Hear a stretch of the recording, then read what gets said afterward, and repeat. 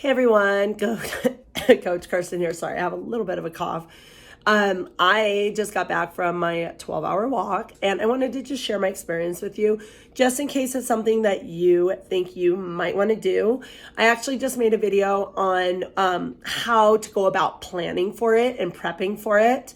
If you have no idea what I'm talking about, there's a book called The 12-Hour Walk by Colin O'Brady, and he explains why he developed it, why everyone can do it, why everyone should do it, and kind of what we are afraid of in why most people will not do it. So kind of getting over some of your fears and limited beliefs about yourself and about your life, and urging everybody to give this a go. So I did this, I planned it a couple months ago for today. Again, if you want the details of that, I will post the link to the video for you guys. But basically, here's how it went down. I woke up, let the dogs out, grabbed my backpack, was already packed from the night before, and headed out at 6:11. I wanted to get started earlier, and in hindsight, that's one of the things I would have done, but I was really tired and I didn't sleep well the couple nights before, so I wanted to get in as much sleep, and I didn't want to start in the dark. And it wasn't really very dark when I left. It was, the sun was coming up. But looking back, if I would have left maybe an hour before and just like walked around my apartment building, apartment complex for the first hour, I would have definitely done that. So something to think about when you are planning your 12-hour walk. So I started off, it was a little bit chilly. It was like 60 degrees. I had a little hoodie on with my hood. I had long pants on. I had a ton of sunscreen on, but I still wanted to shield from the sun as long as possible.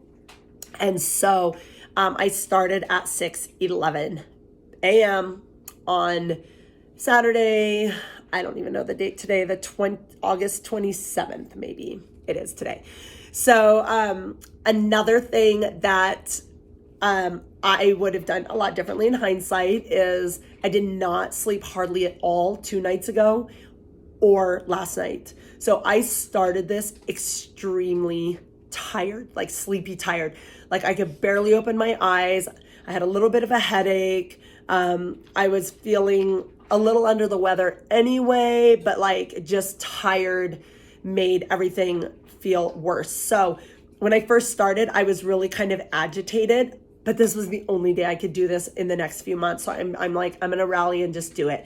But I was doing all the Princess and the Pea stuff. Like I had a little tiny piece of sand the size of a cell in my shoe, and it was annoying me. And I was, the sun was coming up. It was too bright because I was so tired. I was getting hot right away because the sun was coming up.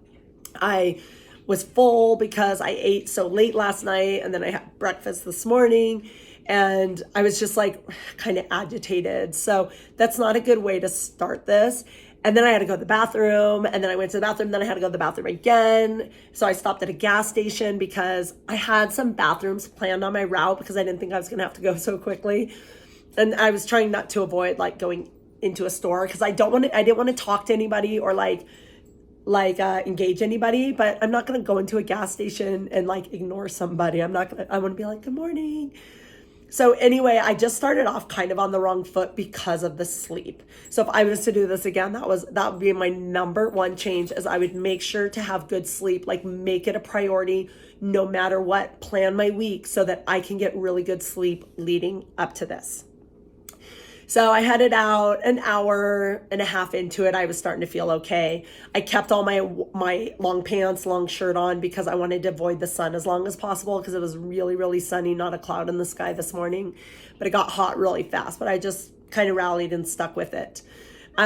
So pretty quickly, into about 2 hours into it, my lower back started hurting really, really bad. And so I stopped a ton. I stretched it. I did some yoga poses because I did start my charity miles because I was curious how far I went, but this in no way was me trying to get to a certain number. I assumed I'd walk around 30 miles. So I stopped anytime I felt like I needed to, which I think was a really good thing. So I stretched my back a lot, stretched my hips a lot. About another hour in, my hips started really, really bothering me. So one thing I had to do, because I needed to let my dogs out halfway through, is after 3 hours of walking, I turned around to walk back to let the dogs out. And as I was walking back, I could feel I was already starting to slow down. The outside of my legs, like the outside of, not my shins, but like the outside, like by my ankles, was starting to get super, super sore. My calves were starting to get sore. Around my ankles were starting to get sore, and the balls of my feet were starting to get sore.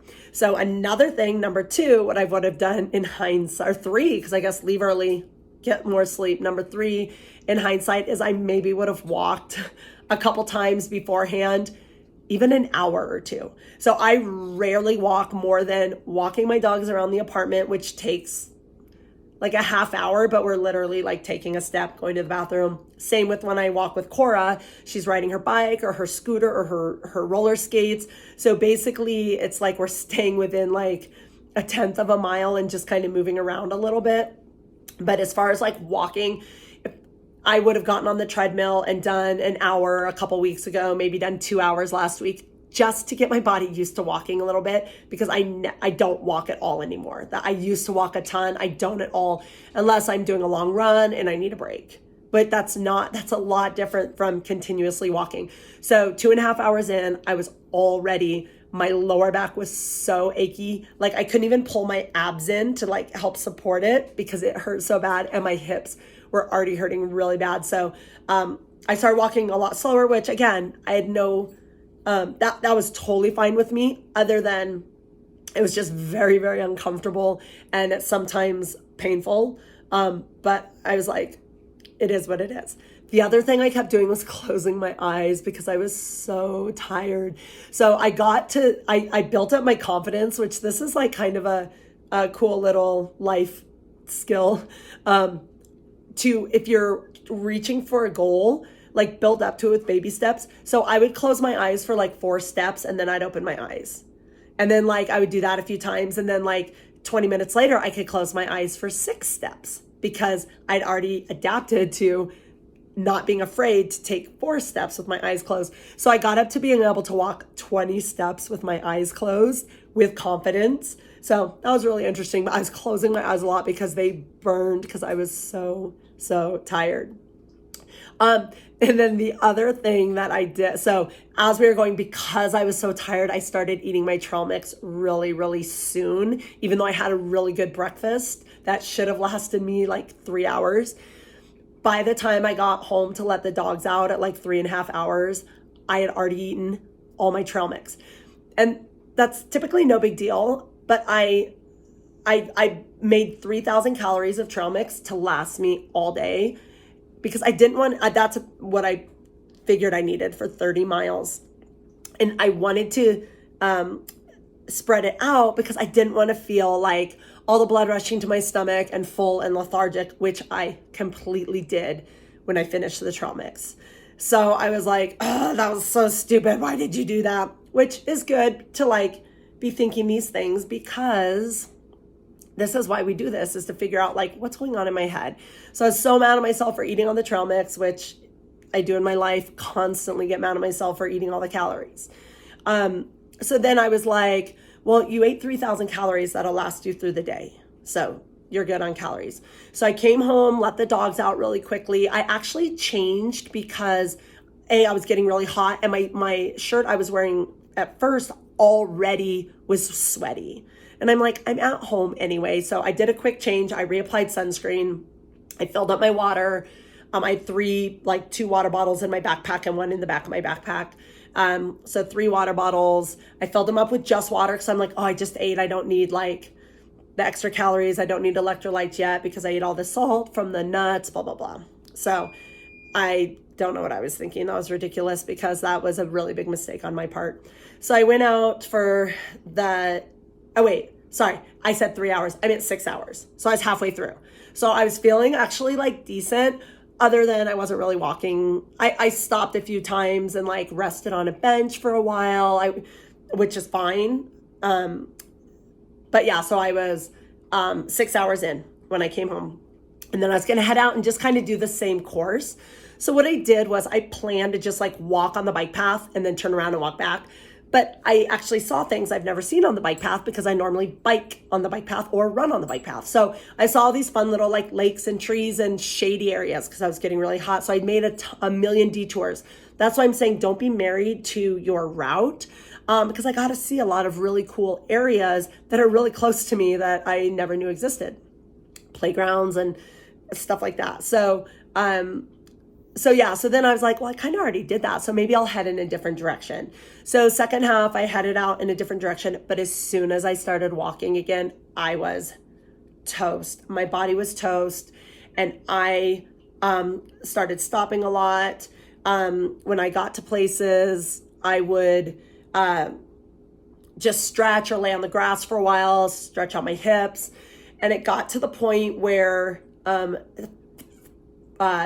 8 hours in, I was like walking like one step every second. Like I was walking so slow and my steps were really small and my feet were on fire.